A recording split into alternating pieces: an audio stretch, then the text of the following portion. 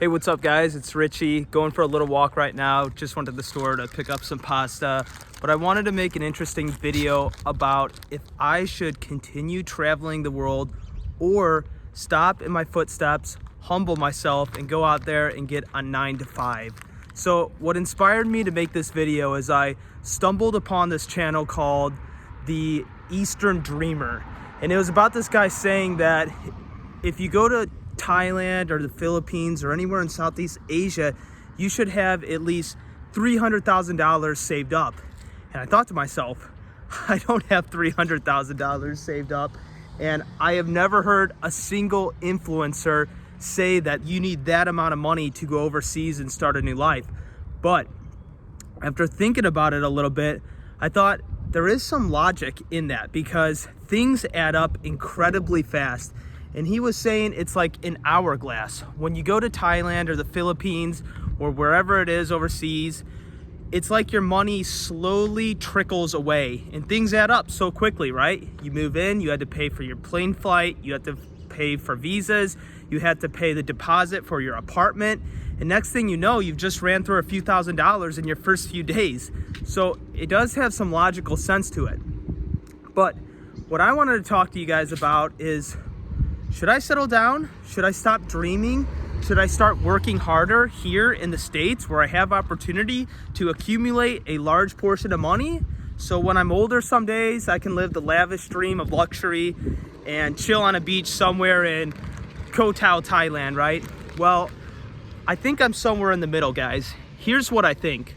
I think that it's important to follow your dreams and not get stuck in the rat race of working jobs and careers that you just simply don't want to. But what I will say is this, is having a plan and using a 9-to-5 as a stepping stone while you have something on the side that you're really passionate about, like this YouTube channel, for instance, is probably the hybrid plan that would fit me the best. I'm the first one to tell you guys, I've been in foreign countries when I've watched my bank account literally come close to being drained.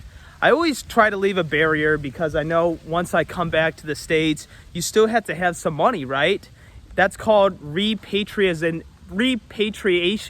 When you go back to your own country, right? You have to have a way of reintegrating back to society. And if you're from Europe or the US or Canada, then you guys know as well as I do, when you get back here, it's not easy. And luckily I have family and connections here. But as you get older and as I soon enter my 30s, people are less and less sympathetic to help you out when you're chasing your dreams, right? Because they expect you to be established and be able to walk on your own 2 feet, right? So that video was so eye-opening to me. And he was just saying, you know, even if you decide to go to Asia on $10,000 or $12,000, these things slowly dribble away, right? And if you don't have a reliable source of online income or a job lined up overseas, then it's really easy to end up in one of these type situations where you don't have anything to your name. You're looking to get a plane flight back to your own country, and it's just there's a lot of pressure, right? And for many of us, the whole point of moving overseas is to have lower economic stress, right? It's a lower cost of living, it's a slower lifestyle.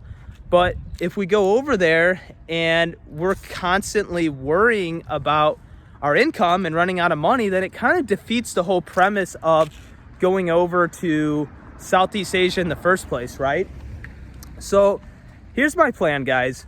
I'm going to continue my university studies, but I'm contemplating getting a job to save a large portion of money, right? Or if my YouTube channel or some of my other ideas for online income, such as my online teaching profile, really expand, then at that point, I feel comfortable living nomadically overseas.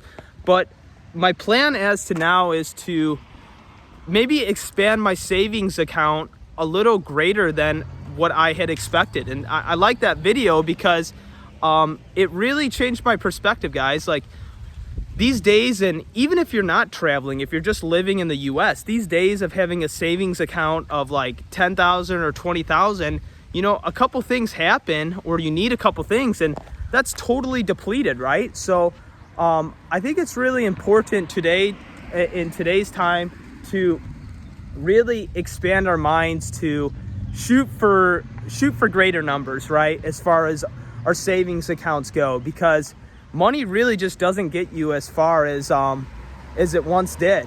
And man, guys, I'm being serious with you. It's not a fun feeling when you're in a foreign country and you don't have much money to your name. That is the last thing that you want to deal with. It's extremely anxiety provoking. So yeah, guys, that's pretty much where I'm at right now.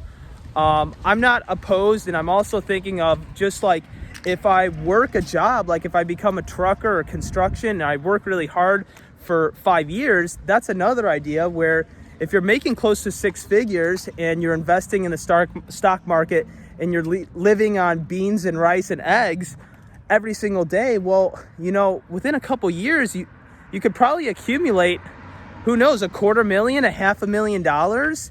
And at that point, you can really just draw interest on it. And if you can have $2,000 a month in a foreign country, you're living pretty good. So I don't know, guys. So my plan is to kind of reanalyze things right now, figure out what is the best thing to do for the future, right? Because of course I have such an urge to just go out there now.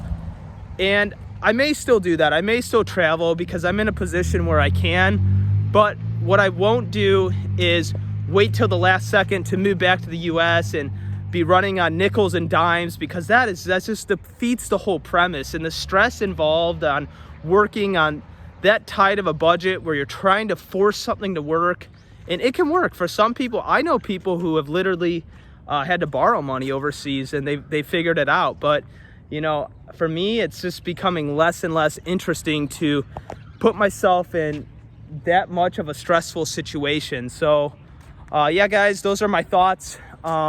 Appreciate you guys watching the video. If you are interested in traveling, living nomadically, or if you just like my videos, I'd really appreciate it if you subscribe to the channel. And I'll catch you guys in the next one.